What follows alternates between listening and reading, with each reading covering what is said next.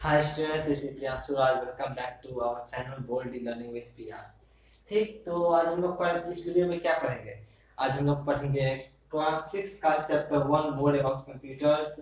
तो हमने introduction video पढ़ लिया है, लो लेवल लैंग्वेज भी पढ़ लिया है। तो आज का मतलब क्या है? High level language. ठीक, तो what is high level language? HLL is a user friendly language and enables the programmer to write programs that are independent of a particular types of computer। आप लोग समझ ही गए होंगे डिफिनेशन से। तो HLL high level language is a user friendly, मतलब एक friendly मतलब दोस्त। तो एक फ्रेंडली यूजर्स लैंग्वेज है जो है सो प्रोग्रामर्स के लिए इनेबल किया जाता है, जो कि programs that are write independent of जो कंप्यूटर के पार्टिकुलर टाइप्स पर राइट किया जाता है। ठीक, अब कंप्यूटर के आप पार्टिकुलर टाइप समझ लेंगे, जैसे कंप्यूटर के कितने टाइप्स होते हैं वो आप सभी लोगों को पता होगा, मॉनिटर ये सब हो गया, तो उसी पर राइट होता है। ठीक, तो इसका एग्जांपल है सी, सी प्लस प्लस और जावा। ठीक, और इसमें बहुत होता है फॉर्ट्रन, एगलॉग।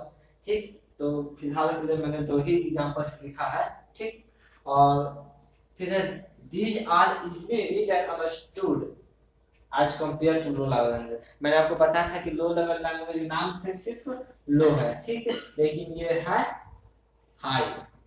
लो level language is difficult than high level language. ठीक, तो हाई लेवल लैंग्वेज है सो पढ़ने के लिए और समझने के लिए बहुत ही आसान होता है। कंपेयर अगर उसको कंपेयर करें तो लो लेवल लैंग्वेज से कंपेयर करें तो।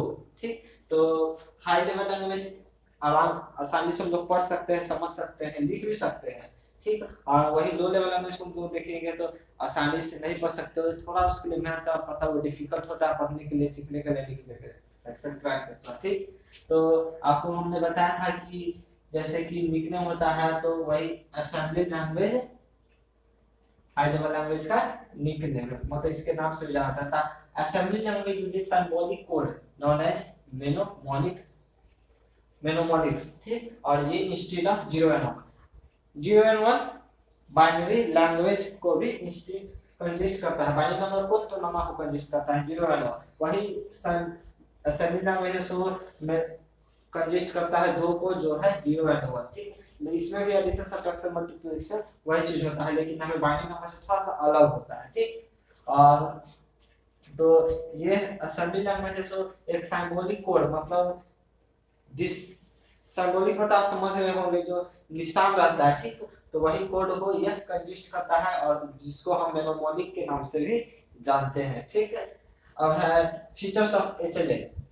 ठीक, हमने कल बताया था सिर्फ फीचर्स ऑफ मशीन लैंग्वेज बताया था, तो अब यहाँ पर हमने लिखा फीचर्स ऑफ HLL और फीचर्स ऑफ असेंबली लैंग्वेज। दोनों का मतलब ही एक ही है, बस हमने दोनों के बारे में थोड़ा सा लिख दिया है। ठीक, तो use features of HLL high level language में क्या होता है?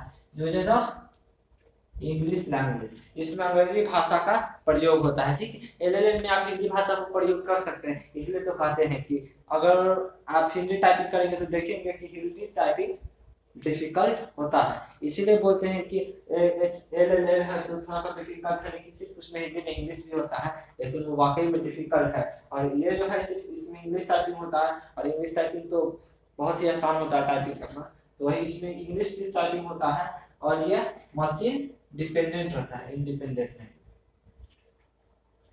ये मशीन डिपेंडेंट रहता है, किसी भी मशीन पर निर्भर रहता है। और थर्ड पॉइंट इसका has to be converted into machine language by translator programs. हमने आपको बताया था कि हम पढ़ेंगे नेक्स्ट वीडियो में ट्रांसलेटर प्रोग्राम्स क्या है।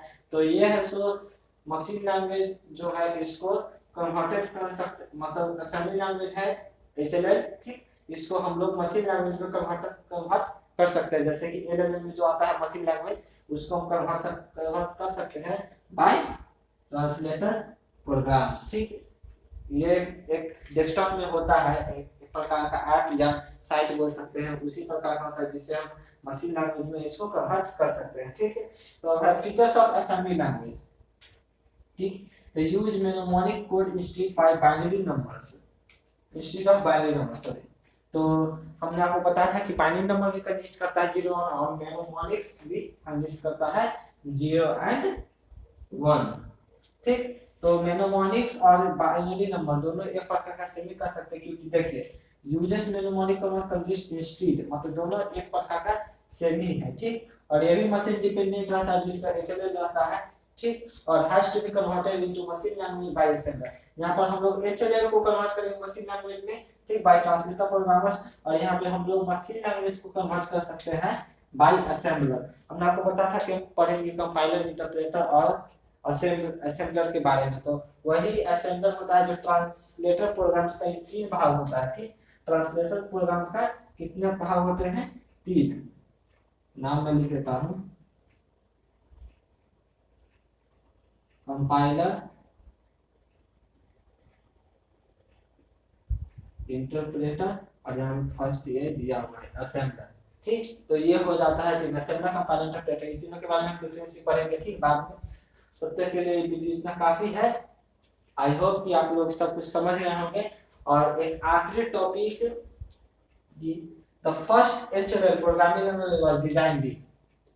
आप लोग को पता होगा कि the first HLL programming language, the मतलब पहला high level language programming language कब डिजाइन किया हुआ। मैंने यहाँ पर जानबूझ के नहीं लिखा है ताकि आप लोग थोड़ा टाइम ले सके सोचने के लिए कि कब लिया गया था, ठीक। तो आप वीडियो को पॉज करके आप थोड़ा देर के लिए सोच सकते हैं कि कब लिया गया था। ऐसे मैं लिख देता हूँ, और अगर आप लोग नहीं याद आ होगा आप लोग देख सकते हैं, ठीक। तो द फर्स्ट पहला high level language programming language design किया गया था 1950 में, ठीक, 1950 में हुआ था, ठीक है। जो कि नासा अपोलो मिशन, जो हमने एक और बताया था कि सुपर कंप्यूटर का था, वो भी नासा अपोलो मिशन पर ही हुआ था, ठीक। तो यही अपोलो मिशन पर हुआ था। तब तक इतना ही काफी है। हम फिर मिलेंगे हाई लेवल लैंग्वेज और लो लेवल लैंग्वेज के डिफरेंस के साथ। तब तक के लिए बाय।